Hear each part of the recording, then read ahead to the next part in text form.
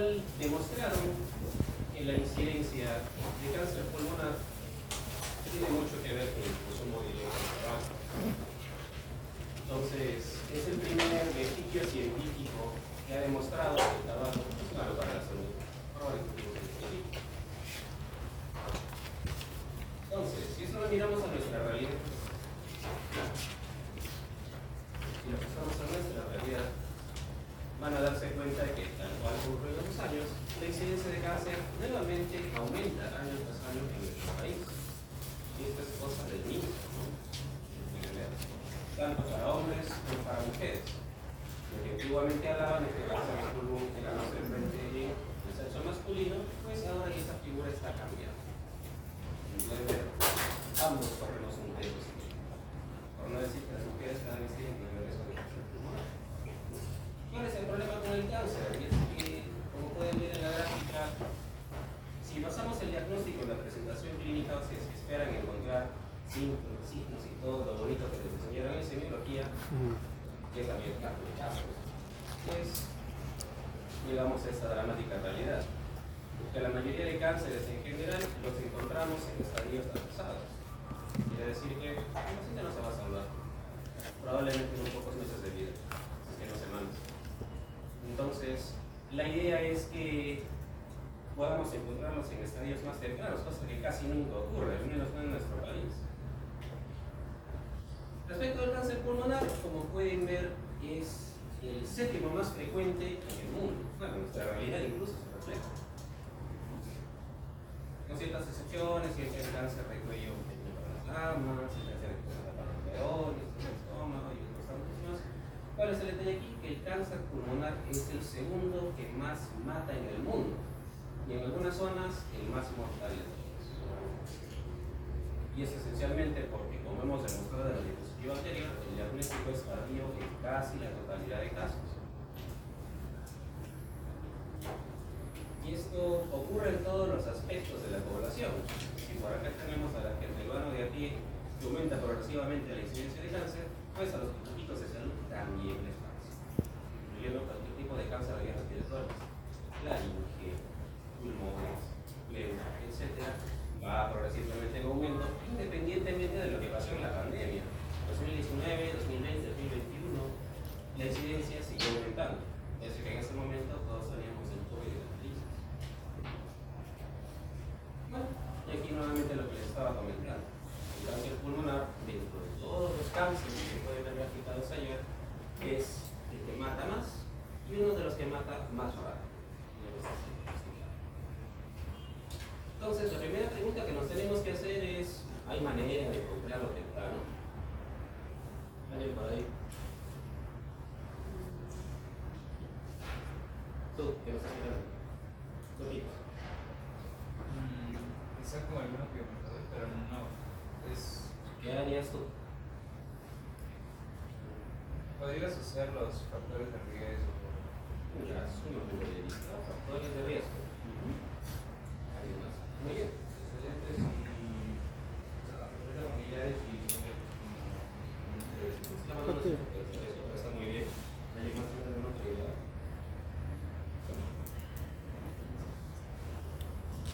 ¿Cómo es superar la idea en la sociedad? ¿Qué ven ustedes para el cáncer de pulmón?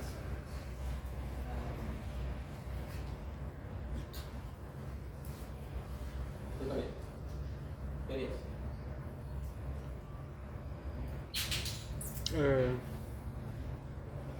Más de dudas. Bueno, de repente un control de placas a personas que presentan los factores de riesgo. Mira, buena idea. Y en realidad, más o menos por ahí va, ¿no? Para que vean que el razonamiento humano siempre ha estado por allí. ¿A quiénes? Bueno, es bueno preguntarse a quiénes. Es cierto, quienes tengan factores de riesgo deberían ser a quienes deberíamos apuntar. Porque si intentamos hacer una radiografía a los 1 millones de peruanos, la cantidad de plata que le va a costar al Estado no la va a poder hacer. Y si preguntamos con qué, es un buen razonamiento el del doctor porque la radiografía es lo más barato que tenemos. Así que cuando hablamos de métodos de tamizaje, no solamente tiene que ser algo efectivo, sino algo asequible para la salud pública, porque ningún seguro privado trabaja para la población, son para sus bolsillos.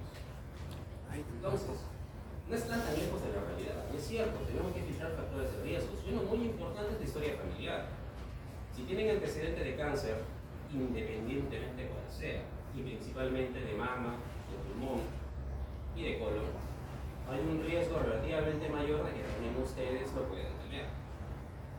Y si hablamos de antecedentes personales, si antiguamente el tabaco era suficiente para echarle la culpa, al momento ya sabemos que no es suficiente. Porque si bien es cierto que en países de Europa y de Estados Unidos se consume tabaco en cantidades industriales, porque es costumbre y fumar bastante, acá en el Perú no pasa eso. Y sin embargo, la incidencia de cáncer pulmonar también va en aumento, como vieron en el gráfico de salud, ¿no? Entonces, acá tenemos otros problemas como buen país tercermundista que somos. Y hablamos de una exposición laboral y también ambiental. Acá respiramos aire muy contaminado, con automóviles sin control de humos, carros más antiguos que el diploma del colegio de sus papás, y compartimos una serie de hábitos nocivos que van desde malos hábitos alimenticios, la falta de actividad física y una alimentación deplorable.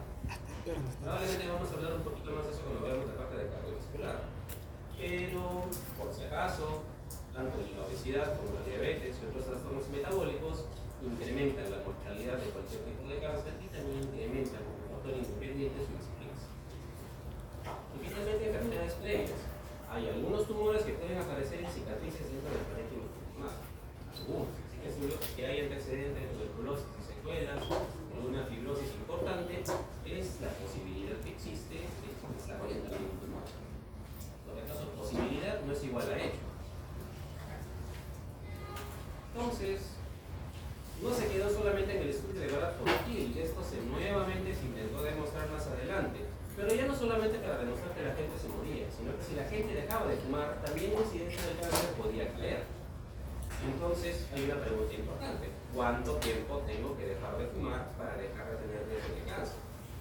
Y aquí no importa si fuman uno, si le dieron una piterita al pucho de su enamorado, si fuman 2 cajas al día. La cuestión es que el tabaco, cigarro, no solamente contiene tabaco, plomo, cadmio, plomo, un montón de sustancias más, el tabaco industrializado, sobre todo sus favoritos que están con sabores. Entonces, todo lo que se mete en el pulmón cuando están aspirando un cigarro es más que solamente tabaco, no solo Marlboro. Entonces, ¿qué se figuraron? Que si estas personas acaban de fumar aproximadamente unos 20 años, la incidencia caía terriblemente, casi a la par de que si no hubieran fumado. Aquellos que seguían fumando toda su vida seguían disparando geométricamente su incidencia, su posibilidad de tener cáncer. Pero más o menos se vio que, si queremos ponerlo en términos estadísticos, en promedio alguien tiene que dejar de fumar unos 10 a 15 años para que pierda el riesgo de desarrollar cáncer pulmonar. No de manera absoluta, pero sí lo suficiente para que sea distinto a estos caballeros y damas que fuman pues con mucha identidad. Entonces, nuevamente lo que les dije, el cigarro es más que solamente tabaco. Tiene un montón de cosas que provocan inflamación dentro del cuerpo y también alteran la respuesta inflamatoria de su sistema inmunológico, que quiere decir que van a desencadenar un fenómeno de endotelitis, de inflamación subclínica en cada célula de su cuerpo. Se incluye páncreas, vejiga y demás, porque el cáncer de pulmón no es el único que se va a actuar, por si acaso. Entonces, si somos conscientes de todo esto, entenderemos que primera medida preventiva, dejar de fumar, ¿no? Y si vamos a apuntarle una radiografía a alguien, necesariamente va a tener que ser alguien que fume al menos. Es un primer criterio. Pero, ¿qué pasa con esos países que no fuman y con aquellas personas que tampoco fuman? Pues como les dije, hay más de un factor. Vemos que entre las exposiciones laborales, el asbesto o el sílice y un montón de metales pesados, y todas las personas que pasen tan solo 10 minutos en la Panamericana Norte sabrán que respiramos todo el hollín de estos casos. Así que el tiempo que pasan en el tráfico también nos está quitando la vida. ¿Qué dice la ciencia, chicos? Radiación ionizante, radón, uranio, bueno, acá no tenemos uranio todavía, hidrocarburos aromáticos policíclicos, tráfico, residuos de combustión, etc. Y esto va para todas las personas que, si por ahí más o menos deben haber visto, en el Perú se presta muy poca atención a lo que son las medidas de prevención de desastres y de accidentes laborales. Lo que quiere decir que la mayoría de personas trabajan sin equipos de protección, o les dan tan poquitos que tienen que rehusar. lo cual es contra las normas de economía laboral. Sin embargo, lo que quiere decir que la protección contra estas cosas, pues, no es suficiente. Eso haría que ustedes podrían desarrollar que estos pueden haber tenido tuberculosis, o la misma exposición a pesticida se puede provocar también fibrosis y la malnutrición, tanto para desnutridos como para malnutridos, como decir. Todo esto va sumando puntos. ¿Y por qué la radiografía? Dijimos que era lo más barato, pero como demostró uno de los estudios más grandes de prevención que se hizo en Estados Unidos, la radiografía no era suficiente. Agarraron a pacientes entre 50 y 70 años, los registraron por un buen tiempo y los siguieron aproximadamente por unos 13 o 14 años. Hicieron 3 rondas de revisaje. Y sin embargo, la capacidad de detección precoz de cáncer nunca fue mucha con la radiografía. Y antes había una idea ajustada a su tiempo, pero bastante peor, que era el uso de escudo. Así es, trataban de buscar células cancerígenas en la piel. Si bien es cierto, esto también es lógico, no quiere decir que sea útil. Entonces, ¿qué se vio en el estudio PLCO? Justamente buscaba ver tanto cáncer pulmonar, de colon, etcétera, pero nos centraremos en la parte del pulmón. Que si nosotros le sacamos una radiografía a esta población fumadora de esta edad, vamos a darnos cuenta que la incidencia de cáncer va a bajar muy poco, por no decir nada. Y esto precisamente, como vamos a ver un poquito más adelante, también por la cantidad de falsos positivos que se logran con la radiografía. De hecho, tener una mancha en el pulmón en la radiografía no necesariamente tiene que decir que tenga cáncer. A lo mucho, y sí se llegó a disminuir un poquito la incidencia a los 6 años de seguimiento, pero un poquito, no alcanzó a ser significativo. Lo que ha conferido la radiografía es una sensibilidad bajísima. O sea, son baratas, son útiles, sí, me dice que no, pero no lo suficiente para aplicarlas a nivel de prevención general, considerando aparte que la interpretación de la radiografía es subjetiva. Y la especificidad, pues, tampoco. No, tiene que Si ser ven estas 80%. radiografías, acá se hace muy obvio, que tenemos 2 masitos. Pero si lo ven así de lejos, bien podría ser, si es que vieron la clase anterior de derrame pleural, los derrames pueden tomar algunas formas caprichosas, formas de ser tumor, y no es que se puede confundir, pero en este caso sí había una masa, ¿no? Perilia y es un poquito más periférica, y en este caso es menos notorio. Imagínense que la imagen no fuera de tanta calidad, que estemos con una máquina de rayos X de baño de la Peña, como suele pasar en el Ministerio de Salud, la imagen no va a ser muy clara. Y al menos la mitad de ustedes no habrán notado que hay una masa subpleural acá. Quiere decir que si este paciente no fue evaluado con suficiente acuosidad, pues habremos pasado por algún tumor y habremos declarado sano un enfermo, que es el peor error estadístico que existe. Simplemente aquí. No todos van a tener una forma de masa, algunos pueden debutar con forma de derrame pleural. Como se acordarán, generalmente esto denuncia un pronóstico luminoso para el paciente. Ahora, ya que encontramos el derrame pleural, ¿qué me garantiza que este es un tumor? Esto es defectuoso. Y algunos incluso pueden simular una neumonía, simular una condensación.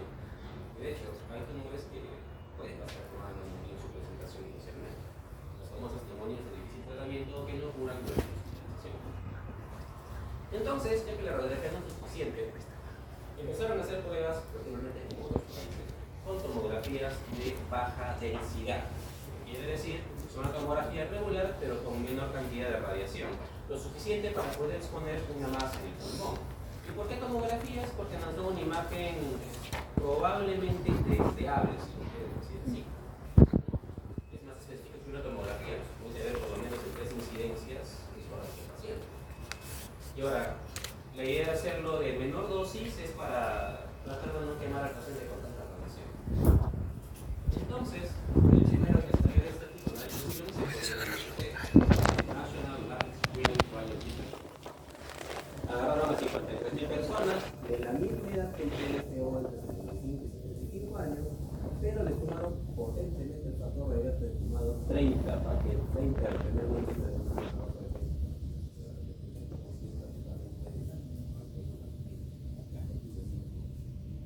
de fumadores pesados. Esto es bastante frecuente en Estados Unidos. Acá probablemente no, pero allá es algo del día a día. Se hicieron reformas también hace 6 años y lo que se vio es que a comparación de la radiografía, pues la capacidad de encontrar enfermos era bastante mayor para el número que se hizo. Y no solo eso, era más fiable. Pero el problema es que a pesar de todo la tomografía no es perfecta. Es mucho mejor que la radiografía, definitivamente que sí. Pero en este sentido es mejor no encontrar nada que encontrar algo. Porque el hecho de encontrar un nódulo en el pulmón no te garantizaba que sea cáncer, pero si no lo tenías, descartaba su presencia en una buena enfermedad. Había una alta tasa de falsos positivos a pesar de todo, no tantos como lo tenía con la radiografía, pero aún así no era perfecto. Entonces ya teníamos un método que podía ser útil y se redujo la mortalidad importantemente. Sin embargo, no es suficiente, siempre se puede hacerlo mejor, ¿no? Lo que nos permite la tomografía nuevamente es ver en varias dimensiones el tumor y hacerle un seguimiento. Por ejemplo, y la de arriba primero se ve como una lesión subsólida que parece vidrio esmerilado. Le hicieron a los siguientes años otra tomografía y apareció una masita chiquita, un micronódulo, un nódulo. Y posteriormente esta fue creciendo, acabó siendo un tumor pulmonar y le hicieron una lobectomía. En el caso de este paciente, primero no encontraron nada. Siguiendo con el protocolo del screening, encontraron una masa que aparentemente era especulada. Si ustedes miran esto, pensarían en cáncer inmediatamente. Pero a los pocos años de hacer el seguimiento, esta desapareció. Quiere decir nuevamente que, a pesar de todo, y grábense bien, las imágenes por sí solas tampoco hacen diagnóstico hasta 100%. Ahí viene la famosa frase de los radiólogos y que se encanta tanto, correlacionar con la clínica, ¿no? Luego siguió en Países Bajos el estudio Nelson, que lo que hicieron de diferente fue tratar de balancear un poquito más varones y mujeres. Misma edad, cambiaron la cantidad de cigarros a consumir, porque se dieron cuenta de que a pesar de toda la población que se captaba captando solamente fumadores pesados, pues seleccionaban muy pocas personas, necesitaban más. Quisieron hacerlo algo más sensible, cambiaron el consumo de cigarrillos, y ahora obviamente eso es ajustado para Europa, no pues en Estados Unidos. Pero ya no queremos 30 páginas, nos basta porque consuma 15 cigarros día por 25 años o 10 cigarros al día por 30 años. Igual hicieron 4 rondas. Pero cambiaron el método, ya no solamente era tomar la tomografía, sino hicieron un modelado 3D del nódulo. Las dimensiones se captaron eran similares, pero a comparación del NLST, habían captado más pacientes positivos por ronda. Y eso fue bastante bueno, porque sobre todo ayudó a la población de sexo femenino. Mejoró porcentualmente la captación, aunque no haya sido significativo a final de cuentas, no en números, pero sirvió. Lo malo es que pasados los 10 años de seguimiento, la mortalidad por cáncer o por otras causas no pudo ser diferenciada. Así que para efectos a largo plazo tampoco era suficiente. Sin embargo, si hablamos de esos primeros 10 años de seguimiento, pues sí hubo una diferencia muy importante entre aquellos que sobrevivieron por tener un screening apropiado y aquellos que no lo tuvieron. Lamentablemente a largo plazo, pues la gente igual seguía muriendo. Pero mejoramos su captación, lo que quiere decir que al menos esta diferencia en la curva, un buen porcentaje de ellos pudo operarse a tiempo. Igualmente, la mortalidad cayó aproximadamente pues un 6%, ¿no? Y no solo eso, como les comentaba, pudieron encontrar cáncer en estadios más tempranos, que es lo que nos interesa.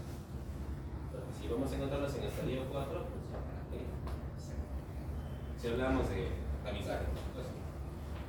Pero si comparamos ambos, lo que cabe resaltar, sin meter tanta cháchara, es la diferencia de solamente una imagen a una imagen con reconstrucción 3D, la ventaja que produjo, a pesar de todo, si bien es que mejoró la captación, hasta cierto punto también causó un sobrediagnóstico.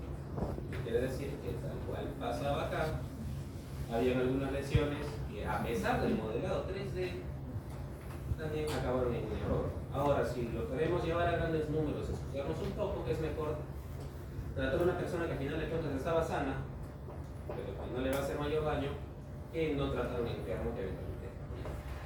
Y que si le tiramos por el lado bueno, a pesar de no ser perfecto, pues sirvió. Sin embargo, quedaron unas brechas. No se logró balancear completamente la población femenina. De hecho, para estos años todavía había bastante machismo en la ciencia, así que a pesar de que dijeran que no, sobre todo en países entre comillas progresistas como Estados Unidos, se están viendo demasiadas diferencias entre las poblaciones, incluyendo los afroamericanos, asiáticos, hispanos, no fumadores y pacientes que ya habían tenido cáncer en otra oportunidad, ¿no? Ya sabemos que tenemos que analizar los sumadores, pero ¿qué hay de aquellos que no tienen factores de riesgo clásicos? Y intentaron sacar 1001 sistemas de cohortes con sistemas de filtración. Y bueno, para sorpresa y no tan sorpresa, todos eran útiles. Nadie se ponía de acuerdo. Todos alcanzaban a ser lo suficientemente impactantes para captar una población suficiente para aterrizarla con cierto rendimiento. Así que al final fueron intentando simplificar las cosas y dijeron, bueno, los criterios ajustados del PLCO al 2012 son a pesar de todos los más fiables, porque todos concordaban en lo mismo, que al menos un cierto consumo de tabaco era más que suficiente para poder indicar que alguien está en riesgo. Ajustamos la edad igual de 55 a 75 años, esas son otras dos cohortes, eso definitivamente. Más de 30 partidas o de 20 según las sociedades en Estados Unidos, y que no haya dejado de fumar hasta dentro de al menos 15 años. Si el paciente estaba terminal o estaba en mal estado, naturalmente ya no se siente ni saque porque ya no tenía sentido. No vas a revenir nada a 10 años sino revivir más de 5 meses. Así que la Sociedad Americana del Cáncer hizo algo más inteligente que hizo lo que ustedes ya estaban comentando. Vamos a aumentar la captación de pacientes, ya no solamente con tabaco, sino que el consumo de tabaco los ponía en alto riesgo, el hecho de que tienen otros factores de riesgo, historia familiar, exposición, etc., también los hacía candidatos a acceder al tamizaje. Actualmente es el protocolo de Kent, que se llama. Si pregunta por acá, no tenemos. Entonces, si el paciente tenía factores de alto riesgo o tenía al menos uno de factores de exposición importantes, pues el paciente debería tener al menos una tomografía de baja densidad, ¿no? Debería hacer. Y si tiene bajo riesgo, solamente seguimiento hasta que desarrolle una exposición importante.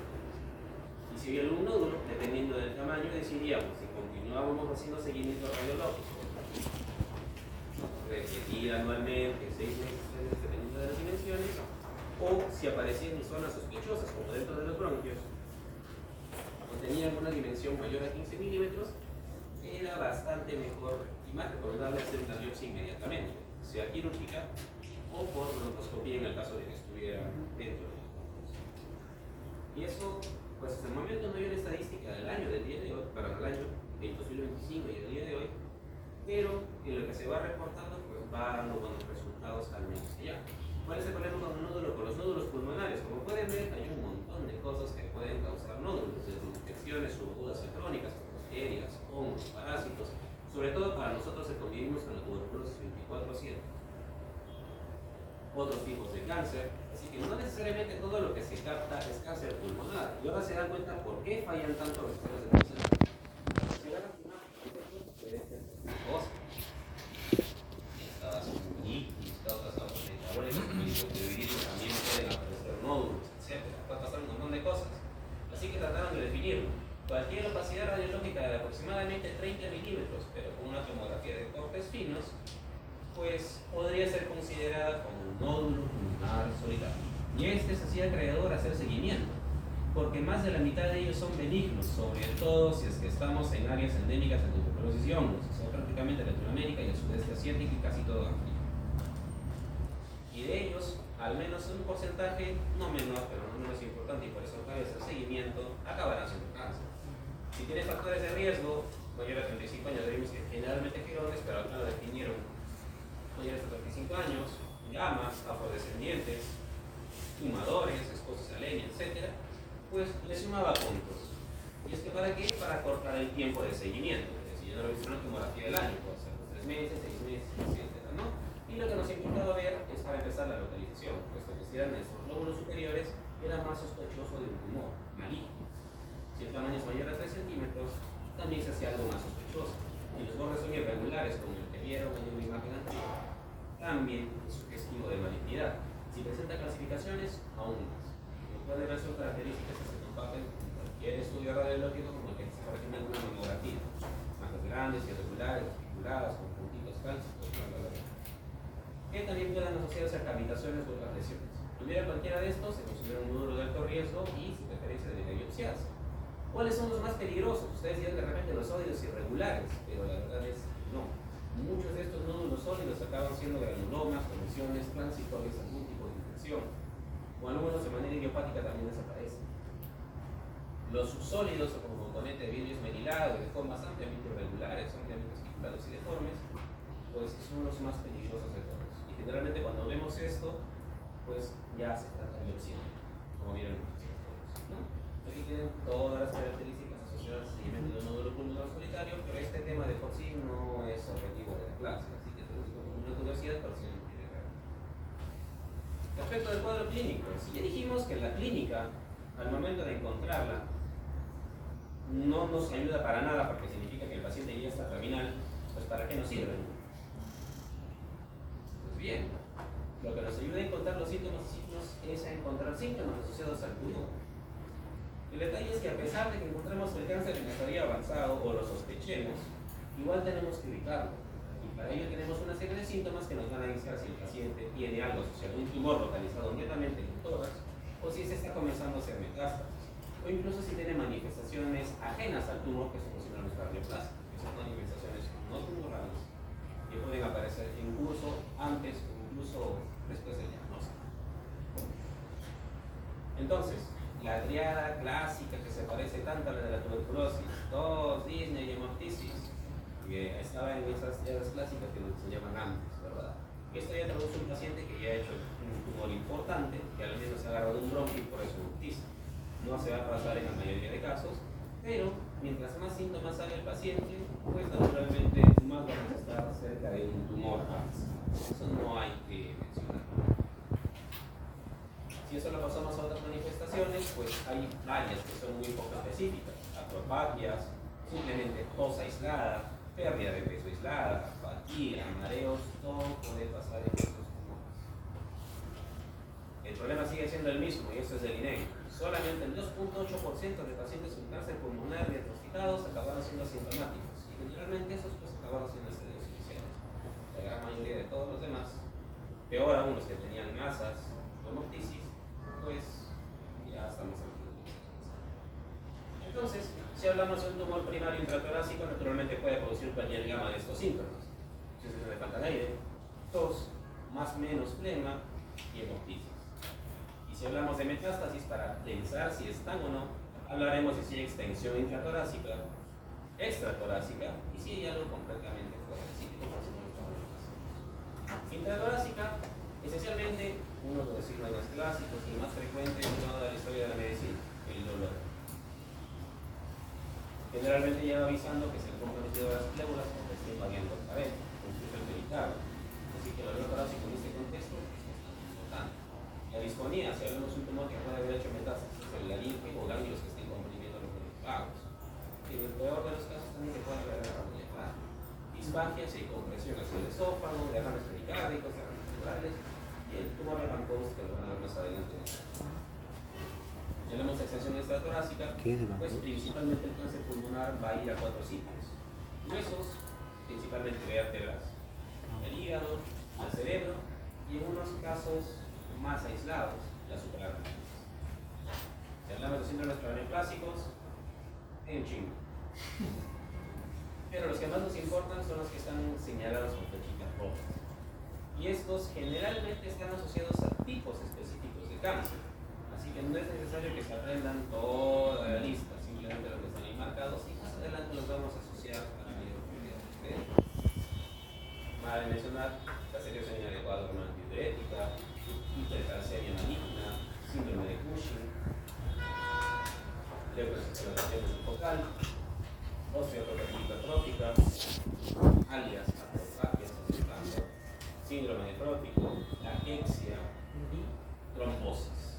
Entonces, ¿a qué menciona el examen clínico? En realidad, predicción pronóstica de metástasis, así que sí sirve, pero no para noticiarnos, con un alto valor predictivo negativo. Quiere decir que si no encontramos ninguna de estas cosas en el paciente, pues muy probablemente no esté extendido aún, y quizás haya suerte. Y la fiabilidad es alta. Ahora viene la clasificación. Bueno, como pueden ver también hay aproximadamente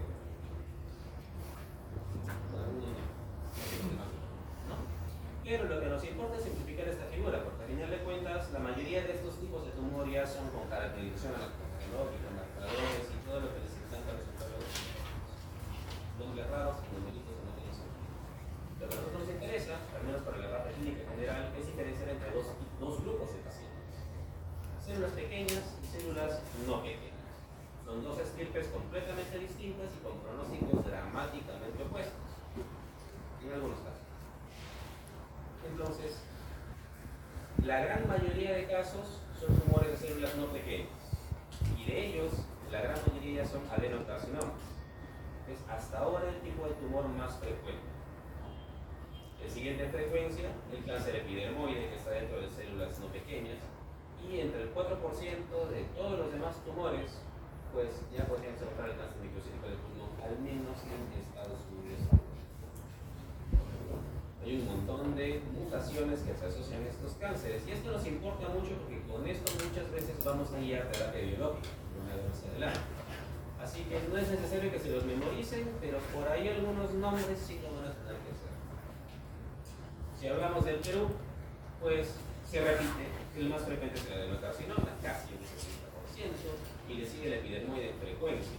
Y para nuestro medio, el 6% de células pequeñas, que nuevamente es uno de los más peligrosos que hay. Entonces, simplificando las cosas, se dan cuenta que realmente el cáncer de pulmón, al menos por estudiarlo, no es tan terrible. Si lo simplificamos, por supuesto. Entonces, células no pequeñas, 85%. Células pequeñas, 15%. Y dentro de las células no pequeñas, epidermoide y no epidermoide. ¿Estamos claros? Sí. El epidermoide el 30%, no epidermoide el 70%, y de ellos el adenocarcinoma el más importante. Y aquí viene otro detallito, que la mayoría de estos no epidermoides son principalmente masas periféricas. Así que lo vamos a ver cerca de la pleura o en medio del pulmón, si lo decimos así. Mientras que los epidermoides, algunas variantes de células grandes y células pequeñas, casi todas van a ser masas centroapicales. Así que más o menos nos puede orientar. Naturalmente no va a ser en el 100% de casos, pero el corolario hasta ahora funciona.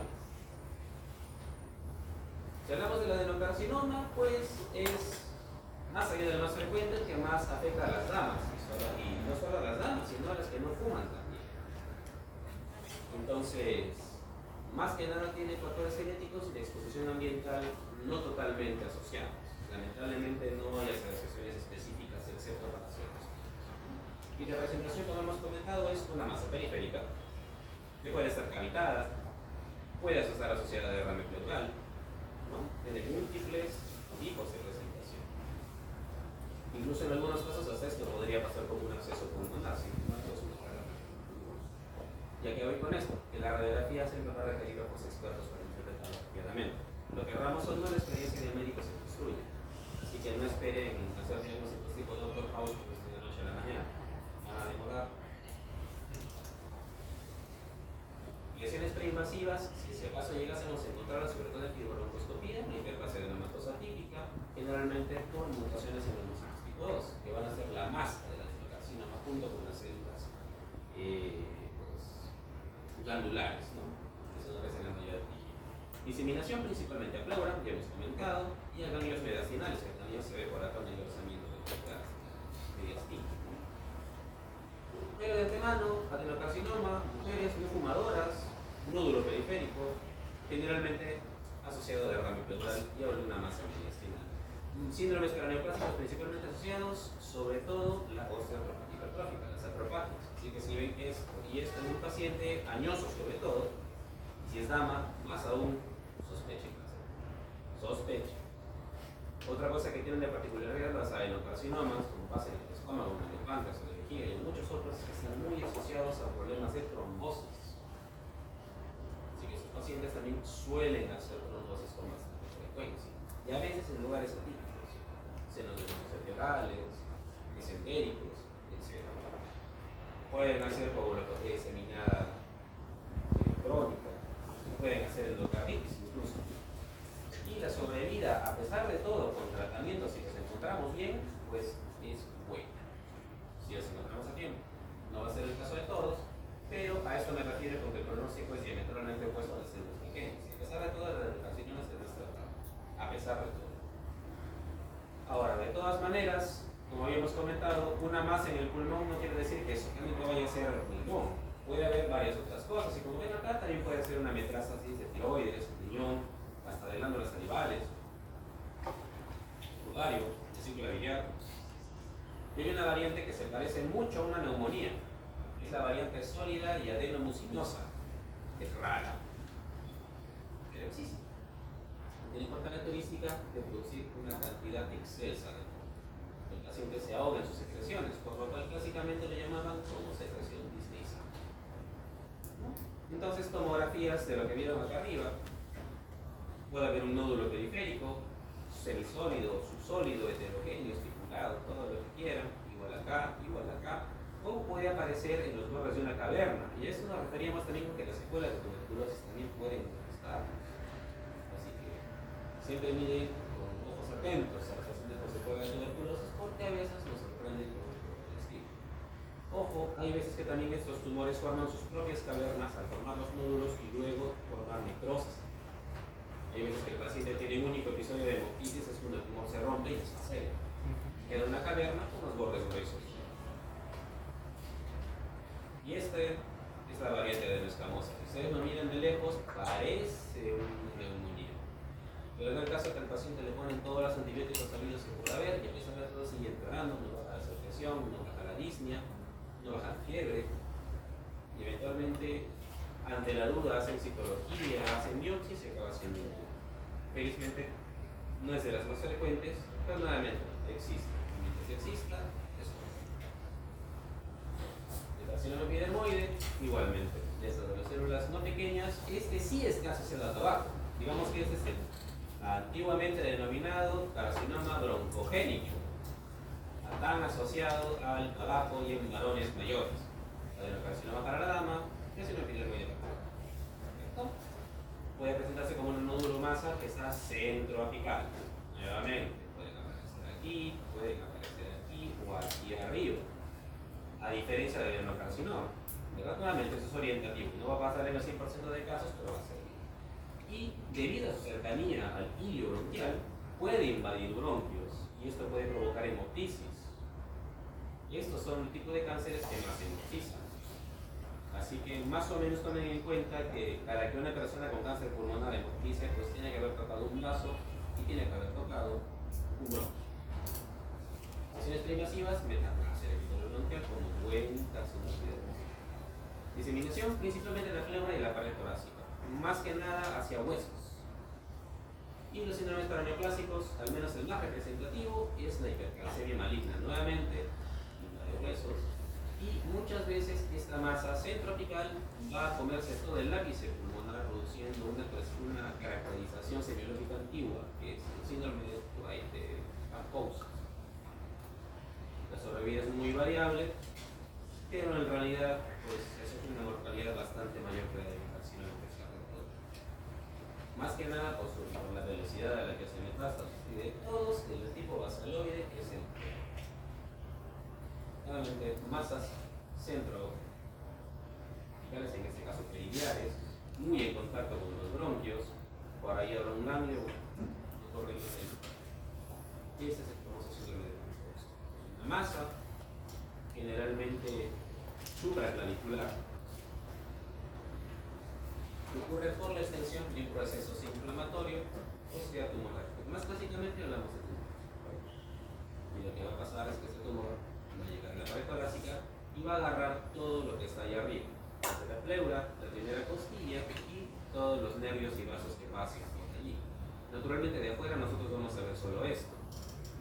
Va a haber compromiso del plexo braquial, va a haber paresia del brazo, va a haber parestesias, va a haber una tumoración palpable supraclavicular y también por el compromiso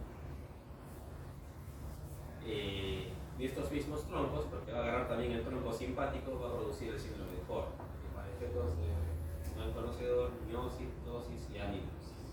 ¿Correcto? Ahora, el problema es que esto lo puede causar más de una cosa, así que no es patognomónico. Nos hablamos de cáncer pulmonar y esto está asociado al cáncer epidermoide. También puede pasar por el carcinoma, por el tipo psíquico, por otro tipo de metástasis, incluso con algunos procesos bacterianos y fúngicos, incluyendo la tuberculosis, que al formar esporófilos, en el peor de los casos, puede hacer también una fístula adenopeural. Así que al menos aquí en el Perú nunca se saquen de vista la tuberculosis porque pasan cosas extremadamente raras. Si hablamos del carcinoma de células pequeñas, estamos hablando del asesino por excelencia. Este es un carcinoma que, si bien es cierto, antes era clasificado como una variante epidermoide, a día de hoy sabemos que es un tumor neuroendocrino. Su desarrollo es bastante rápido. Es un carcinoma anaplásico, lo que quiere decir pobremente diferenciado, salud. Y esto también quiere decir que es muy agresivo, ¿no? Entonces, ¿qué pasa con esto? Que también está muy asociado al tabaco, al igual que el carcinoma epidermoide, y al igual que el carcinoma epidermoide también se presenta como masas centropicales, así que a simple vista no van a diferenciar el uno del otro. Estos avanzan bastante rápido, suelen ser encontrados en estadios ya bastante avanzados y se asocian tanto a hemoptisis como cachexia, debido a su agresividad consumen rápidamente el cuerpo. Y eso también tiene una denominación sindrómica antigua, que es la cachexia, bueno, hemoptisis caquexizante o al revés, cachexia hemoptizante. ¿Cómo les encantaba poner nombres parecidos a los médicos antiguos? La presentación. Ya vimos que rápido el deterioro, tos, hemoptisis, etc. Ok, lesiones preinvasivas pueden haber proliferaciones de neuroendocrinas. Por ahí dice que en la fluoroscopía puede verse un tumorcito gris chiquito pegado a la superficie del órgano. Pero para tener la suerte para encontrarlo, pues realmente tiene que ver con niveles de segmento sexual. Diseminación principalmente ganglionar, o sea, principalmente linfática y por extensión locorregional. Y este desgraciado tiende a meterse hacia el mediastino, a diferencia del epidermoide que se va hacia arriba. Entonces, más o menos haciendo una memoria, si el epidermoide se va hacia el ápice pulmonar, este maldito se va hacia el mediastino y es lo que lo hace también tan letal, porque puede invadir estructuras cardíacas y los vasos principales. Y aunque no se coma la vena, sí la puede obstruir, produciendo un fenómeno que se llama síndrome de vena cava superior, produciendo la presentación clínica del edema en esclavina. Van a haber edema y algunas veces eritema, plétora facial, y el edema se va a extender prácticamente en los hombros como si fuera una capita, ¿no? A eso vamos. Y a distancia, bueno, este es el que más llega al cerebro, sobre todo hueso, bronquio, hueso, hígado y cerebro. Y entre los paraneoplásicos es el más florido. Muchas veces el paciente debuta con un síndrome de Cushing, a veces hace hiponatremia, lo caracterizan como un síndrome de gestación inadecuada diurética. No pasa nada y a los meses o años aparece el tumor. Eso es lo desgraciado del síndrome de los síndromes paraneoplásicos. Pueden aparecer antes de manera premonitoria, durante el curso del tumor, incluso después en su curso. Fenómenos autoinmunes como la polimiositis y la dermatomyositis y el síndrome de Eaton-Lambert, primo hermano de la miastenia. Como decíamos acá, son tumores que van a comenzar centropicales, pero que si bien es cierto van a correr para arriba, lo más peligroso es cuando se meten al mediastino. Y estos pueden estar asociados, claro que tienen el distanciamiento mediastinal que se hace notar a kilómetros, pero también pueden hacer organos pleurales, pueden hacer masas bilaterales, en otras palabras el cáncer puede hacer que se venga a la regalar. La presentación, al menos a nivel de la tomografía, suele ser un poco más errática que el carcinoma epidermoide, que vieron que era un nódulo cercano, que estaba muy pegado a los bronquios. El carcinoma epidermoide, pero el carcinoma de células pequeñas, pues no sigue siendo. Entonces, si ven una imagen que es centroapical y tiene un patrón muy caprichoso en la tomografía y el paciente aparte ya está desarrollando alguna de estas cosas que hemos mencionado, recen por él. Y una última variante, que es el carcinoma de células grandes, es bastante raro y sobre todo en los varones tiende a asociarse a ginecomastia. La fosfolipida es pobre y bueno, es un tumor bastante agresivo por ser anaplásico, pero no es, digamos, el más representativo de lo que tenemos a nuestra disposición. Así que es lo único esencial que tienen que aprenderse de esto. Hay otras variantes más, el pleomorfo fusiforme, las células gigantes, el tumor fibroso solitario de Lewy, etc., pero son relativamente raros. Siempre con cariño los linfomas que aparecen por todo sitio y metástasis de diferentes tipos de cáncer. No son tan importantes, los que hemos escrito son los que siempre les van a preguntar en cualquier tipo de examen. Respecto del estadiaje, que es la parte que más les gusta a todos, el TNM. Bueno, primero entender que como hemos mencionado hay lesiones preinvasivas que si las encontramos a tiempo, pues enhorabuena, podríamos respetar lamentablemente no esa zona, sino todo el lóbulo pulmonar que está. La resección va a ser bastante regresiva a comparación de ciertos tipos de cáncer, como vamos a ver en el esófago, el de colon, que se puede hacer resección endoscópica. El pulmón hasta el momento no podemos hacer eso. Y el carcinoma mínimamente invasivo, que es la porción más agresiva de menor tamaño del tumor, 3 a 5 milímetros, y el carcinoma in situ menor a 3 centímetros. No vamos a recitar la tabla del TNM acá, ¿de acuerdo? Esto es más que nada para que lo revisen con cariño y con paciencia en sus casas. No vamos a preguntar eso. Así que no se preocupen. Lo que más nos importa es en realidad la posición de los ganglios. N1 siempre va a estar ahí en el mismo lado del tumor. N2 puede estar contralateral. Y N3, perdón, N2 se puede agarrar a... Claro, se va hacia arriba, perdón. Subcarinales, paratraqueales, y N3 ya habrá atravesado al otro lado. ¿Está bien eso? Entonces, cerca del tumor, N1. N2 ya se va hacia arriba y N3 ya está en el otro lado. Eso es muy fácil de explicar. Eso lamentablemente, pues, y respecto de las metástasis, siempre consideren que si aparece una lesión en el otro lado del diafragma, hemos llegado demasiado tarde. Muy bien, lo que más nos interesa de esto es que conocemos nuestra tablita de TNM, lo que nosotros podemos solucionar, sea cirujano oncólogo o oncólogo, está en esta barrita verde. Todo lo que está de 1A hasta 2B es tratable, resecable y el paciente es rescatable. En el estadio 3A hay algunos bemoles, el paciente tiene que ser individualizado. ¿Y esto por qué? Porque dependiendo de esta clasificación, vamos a saber qué va a pasar. Si el paciente lo agarramos en estadios T1 a T2, que es lo ideal, a pesar de todo, no siempre el paciente va a ser operable. A veces la lesión está muy cerca de un caso, a veces la lesión tiene un compromiso estructural importante y la funcionalidad del paciente se puede ver tan comprometida que quizás no sea operable. Y también está el otro escenario, que el paciente no quiera que lo corte el cirujano. No pueden obligar a nadie a tomar un tratamiento que el paciente no acepte. Así que si el paciente no se quiere operar, no se opera. Lamentablemente también tiene que saber que lo que sigue es quimioterapia y radioterapia, pero la posibilidad de recidiva del tumor o de curación, claro, la recidiva es mayor y la curación es menor. Idealmente, si es operable y temprano, como les dije, lobectomía. Y dicen chau algunos momentos. ¿Cuál es el detalle con el estadio 3A? Por ejemplo, tenía bemoles, que si el paciente lo bombardeamos con químico radio, al menos unos 3, 4 ciclos, potencialmente podríamos hacerlo regresionar y hacerlo candidato a cirugía. Es la bondad que tiene. Esto por si acaso es en el cáncer de células no pequeñas, o sea, adenocarcinoma, carcinoma epidermoide y todas las semillas de estos. Si el paciente está localmente avanzado, pues a pesar de todo podría ser resecable, pero ya no con fines curativos, solo resección anatómica en bloque. No quiere decir vamos a quitar la mayor masa como tal posible, pero el paciente va a tener que ser tratado con quimioterapia y radioterapia posteriormente.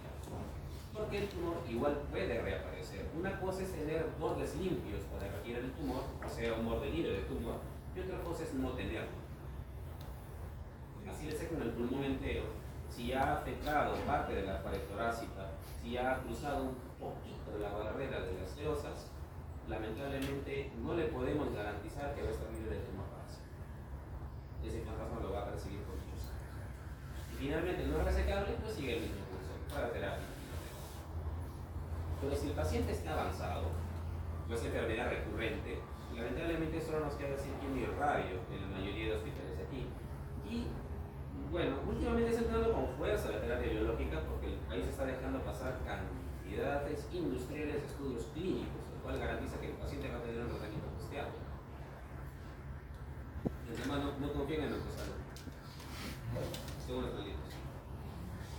El carcinoma de células pequeñas cambia mucho la fibra. Si bien es cierto, si nos encontramos en estadios tempranos, lo cual casi nunca pasa, pues pasa algo muy parecido. Si a pesar de todo, con estos tumores tenemos que buscar que no haya extensión tumoral, así sea temprano. Enfocamos al mediastino. Y si no hay compromiso mediastinal, le sacamos el lóbulo. Y a pesar de que le sacamos el lóbulo, igual lo tenemos que bombardear con químico radio. En otras palabras, en las células pequeñas, pues más allá de ser duro de notar, provoca muchas dificultades de tratamiento. Y si el paciente no es candidato para la cirugía, pues nuevamente quimioterapia, radioterapia y bueno, futuro es impredecible. Pero si está en estadios avanzados, aquí tenemos una pequeña encrucijada y es que tenemos que ver si el paciente está en condiciones de aguantar la quimioterapia. Y por eso tenemos una serie de escalas funcionales como el ECOG. Si el paciente está en óptimas condiciones, pues lo bombardeamos con radioterapia hasta donde aguante. Pero si no, lamentablemente pasa a cuidados paliativos, lo que pasa en casi el 80% de casos de las personas pequeñas. Respecto al tratamiento, hemos confiado en las sales de platino por muchas décadas y hasta el día de hoy siguen siendo el estándar de tratamiento. Cisplatino y carboplatino, a veces combinado con el topósito y a veces con glutatión. Sin embargo, bueno, el pemetrexed no tiene problema. Aquí está en el mecanismo que hacemos. Inhibimos de puros con los taxanos y los platinos prevenimos la replicación a través de difusión de la fisiología. Si el pemetrexed tiene un mecanismo un poco más específico, ¿no? Inhibe las sesiones parasitas de ¿hacemos cuánto? 4 ciclos. Nuevamente, cisplatino, carboplatino, y entre los dos, a pesar de todo y ser el más antiguo, el cisplatino sigue siendo lo mejor que puede ser. 4 ciclos y resta ya que a partir del tercer ciclo, si el paciente no tolera, tiene alergia o bueno, no hay disponibilidad, podemos usar pemetrexed o gemcitabina, dependiendo de la frecuencia. Y si al final de cuentas requerimos radioterapia, lo bombardeamos por 4 a 6 semanas con radioterapia dirigida de intensidad moderada, lo que siglas en inglés SAM. Según los últimos estudios de fiabilidad, que es bastante seguro que se retorna. 45-50 grays fraccionados hasta 180 vecinos. Entonces, ¿por qué nos interesa tanto ver las mutaciones? Sí, estas cosas a veces abreviaturas con nombres muy graciosos, que probablemente no sirven para que sirva epidermoide. Como pueden ver, hay algunas más frecuentes, como el receptor del factor de crecimiento tumoral, receptor del factor de crecimiento epidermoide y el beta-RAS, que es pues, un factor microgénico, ¿no? Entonces, es aquí donde vamos a apuntar principalmente. De hecho, a pesar de todo, requerimos hacer un testeo genético. Idealmente debería ser, porque si esas mutaciones están presentes, el paciente se hace candidato a terapia biológica dirigida, etc. Y esto, al menos en carcinoma de células no pequeñas, ha demostrado ayudar bastante a pacientes en estadios avanzados. A pesar de que no les prometen el cielo y la tierra, pues al menos garantizan que no se vayan al cielo y la tierra.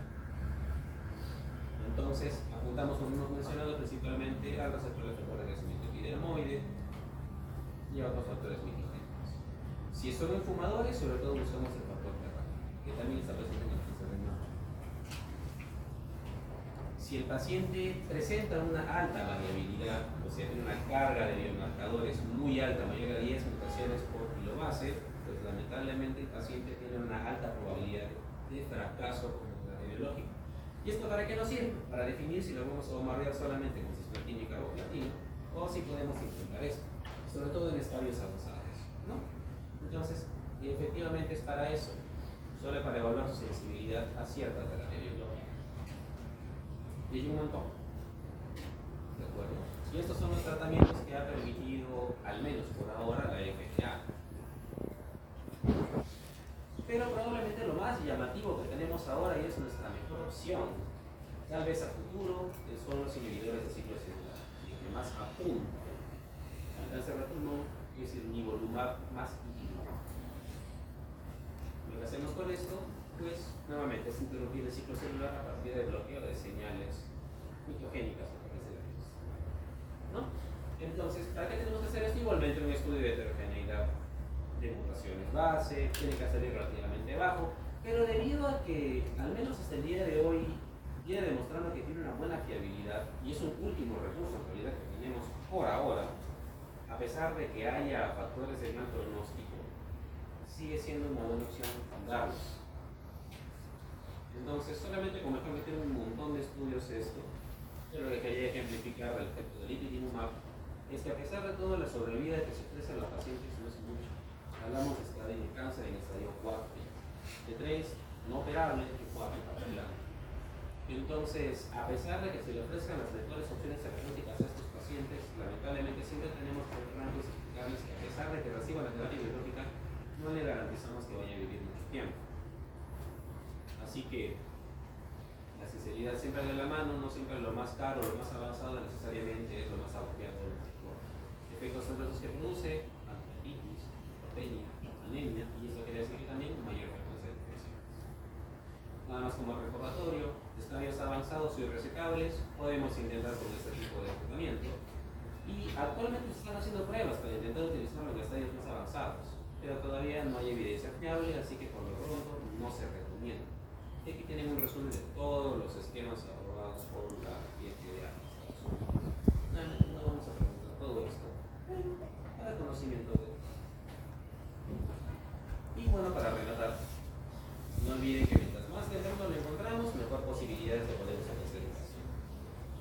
Pero si pasamos el estadio 3 para abajo, ya estamos apuntando al 0 a 5% a 5 años. Y en efecto,